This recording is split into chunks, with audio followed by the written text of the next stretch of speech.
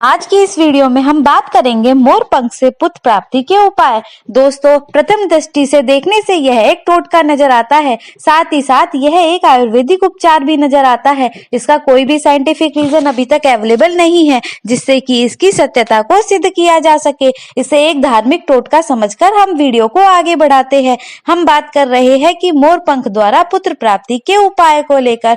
दोस्तों, आपको कुछ बातों का विशेष ध्यान रखना है, जैसे कि यह बात आपको समझने वाली है कि आपको प्रेगनेंसी होने के 40 दिन के ही अंदर आपको यह उपचार करना है। यह इम्पोर्टेंट है क्योंकि लगभग 25 से 30 दिन के बाद ही आपको यह कंफर्म होता है कि प्रेगनेंसी है, तो फिर आपके पास 10 से 15 दिन ही बचते हैं जिससे आप यह है प्रयोग कर सकते हैं। दोस्तों, पीरियड मिस होने के 15 दिन के भीतर ही इस प्रयोग को आपको करना है।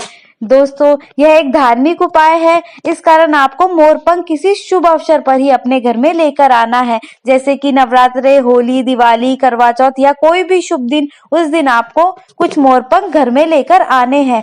क्योंकि यह उपाय आपको करना है तो आप प्रेगनेंसी कंफर्म होने से पहले ही किसी शुभ दिन पर घर ले आए और इसे अपनी पूजा घर में आप रख ले। अगर आप इस उपाय को करने की सोच रहे हैं तो आपने यह निर्णय ले लिया होगा कि आपको यह उपाय करना है, तो आप जब तक इस उपाय को ना कर ले तब तक आप मिर्च, मसालेदार खाना, तीखा खाना और नॉनवेज आपको नहीं लेना है।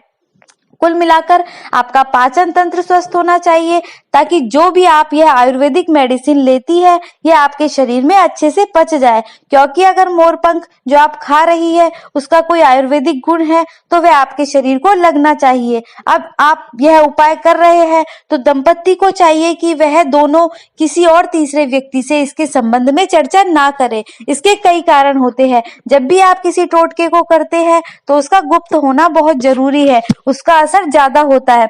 दूसरा की वैज्ञानिक रीजन है कि अगर कोई व्यक्ति आपके यहाँ पुत्र पैदा हो यह नहीं चाहता है और उसे पता चलेगा कि आप पुत्र प्राप्ति के उपाय कर रहे हो तो अवश्य ही वह आपके बारे में नेगेटिव सोचेगा और उसकी नेगेटिविटी आपका काम खराब कर देगी। उसकी खराब सोच आप पर असर डालेगी। अगर आप यह उपाय कर रहे हैं तो आपको इस पर विश्वास होना चाहिए, यह भी बहुत ज्यादा जरूरी है। कुछ और छोटी छोटी बातों का ध्यान रखना है, वह हम आपको उपाय बता देते हैं, उसके बाद बताएंगे कि आपको किन किन बातों का ध्यान रखना है। चलो दोस्तों, शुरू करते हैं औषधि तैयार करने की विधि। आपको एक मोरपंख लेना है। लड़का होने के उपयोग के लिए आपको 3 मोरपंख की आवश्यकता होती है। मोरपंख के बीच में जो चांद जैसा भाग होता है उसको आपको कैंची से कट करके अलग कर लेना है और इन तीनों को अच्छे से पीस लेना है। इसमें थोड़ा सा गुड़ मिलाकर इसकी 3 गोलियां बराबर बराबर भागों में बांट लेनी है। अब जानते हैं कि ये दवाई कैसे लेनी है। आपको सुबह उठकर ब्रह्म मुहूर्त में सूरज निकलने से पहले 3 दिन तक लगातार यह गोलियां खानी है गाय के दूध के साथ। आपको इस बात का ध्यान रखना है कि गोली खाने के 4 घंटे तक कुछ खाना नहीं है। बहुत ज्यादा आपको अगर भूख लगी है तो आप पानी पी सकते हैं, वो भी आपको 2 घंटे के बाद पीना है। जिस गाय के दूध के साथ आप इस दवाई को लेंगे वह एक बछड़े की माँ होनी चाहिए। वह गाय का बछड़ा जीवित भी होना चाहिए। यह ध्यान रखें, तीनों दिन इसी गाय के दूध का सेवन करना है। इसमें गुड़ का कोई रोल नहीं है। इस गुड़ इसलिए मिलाया जाता है ताकि आसानी से आप इसे खा सके। इसे आपको ब्रह्म मुहूर्त में खाना है। इसका मतलब ये नहीं है कि आप सीधे उठकर खा ले। आपको पहले नहाना है, फिर भगवान विष्णु श्री कृष्ण का आपको स्मरण करना है, फिर पुत्र प्राप्ति की इच्छा रखनी है, उसके बाद इसे खाना है सूरज निकलने से पहले। दोस्तों, अब सवाल आता है कि हम मोरपंख कहाँ से ले।